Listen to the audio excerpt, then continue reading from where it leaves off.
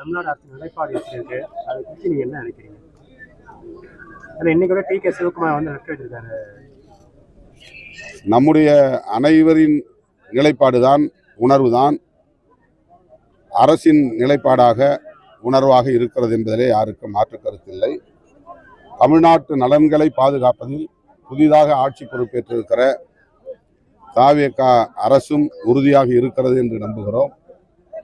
தமிழ்நாடு உணர்வுகளை மீறி கர்நாடகாவில் அந்த அணை கட்டுவதற்கு வாய்ப்பில்லை. இந்திய ஒன்றிய அரசும் அவ்வாறு ஒரு சார்பு நிலை எடுக்காது என்று நான் பெரிதும் நம்புகிறேன்.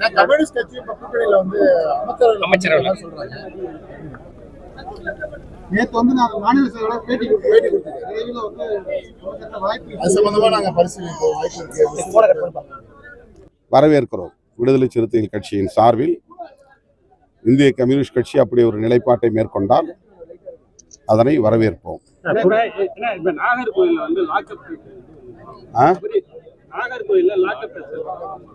நாகர்கோவிலில் நடந்திருக்கிற உயிரிழப்பு பெரும் துயரம் அளிக்கிறது. போஸ்ட்மார்ட்டம் பிணக்கூறாய்வு அறிக்கை அவர் உடம்பில் பல காயங்கள் இருந்தன என்பதை உறுதிப்படுத்துகிறது. இது மிகுந்த அதிர்ச்சி அளிக்கிறது. காவல் நிலையங்களில், சிறை கொட்டடிகளில் விசாரணை கைதிகளாக அல்லது குற்றம் சாட்டப்பட்டவர்களாக அழைத்து செல்லப்படுகிறவர்களுக்கு அல்லது சிறைப்படுத்தப்படுகிறவர்களுக்கு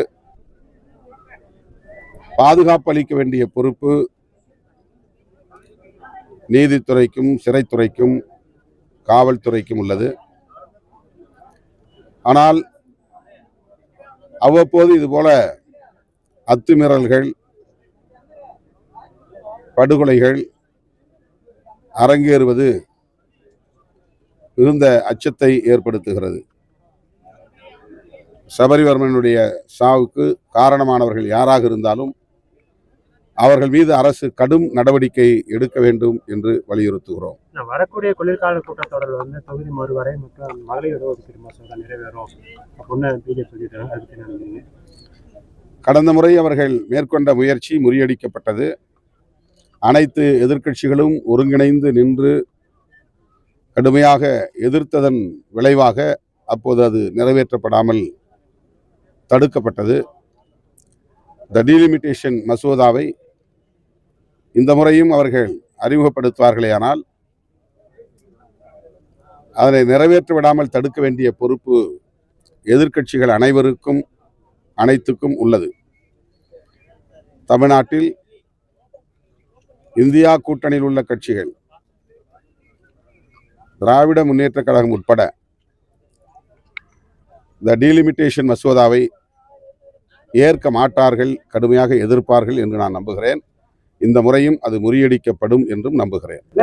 இந்தியன் எக்ஸ்பிரஸ்ல வந்து ஆபரேஷன் எல் அப்படிங்கிற ஒரு கட்டுரை வந்து அதுல என்ன சொல்றாங்கன்னா, அதாவது ஏடிஎம்கேவை சேர்ந்த மேலும் 10 எம்எல்ஏக்கள் வந்து பொருள் பெறத்துல வரப்போறதா ஒரு ஆகஸ்ட் 15 தேதி இது நடைபெறும் அப்படிங்கிற மாதிரி ஒரு கட்டுரை வந்திருக்கு. அதை பத்தி என்ன நினைக்கிறீங்க? அந்த கட்டுரையை நான் படிக்கவில்லை, படித்துதான் அது பற்றி நான் கருத்து சொல்ல முடியும். ஆனாலும் கூட தேர்தலுக்கு பிறகு தொடர்ந்து மாறி மாறி சட்டமன்ற உறுப்பினர்கள் விலை பேசப்படுகிறார்கள் அல்லது விலைக்கு வாங்கப்படுகிறார்கள் என்கிற குற்றச்சாட்டு எழுந்துள்ளது. இது ஜனநாயகத்திற்கு உகந்ததல்ல என்பதை தொடக்கத்திலிருந்தே விடுதலை சிறுத்தைகள் கட்சி சுட்டிக்காட்டி வருகிறது. த.வே.க.விலிருந்தும் சிலரை அப்படி விலை கொடுத்து வாங்குவதற்கு முயற்சி நடக்கிறது என்கிற குற்றச்சாட்டு எழுந்து இளையராஜா என்கிற சட்டமன்ற உறுப்பினர், இன்னும் ஒரு உறுப்பினர் 2 பேர் புகார் அளித்திருக்கிறார்கள். அதேபோல த.வே.க. மீது திமுக, அதிமுக குற்றம் சாட்டி ஆளுநருக்கு மனு அளித்துள்ளனர்.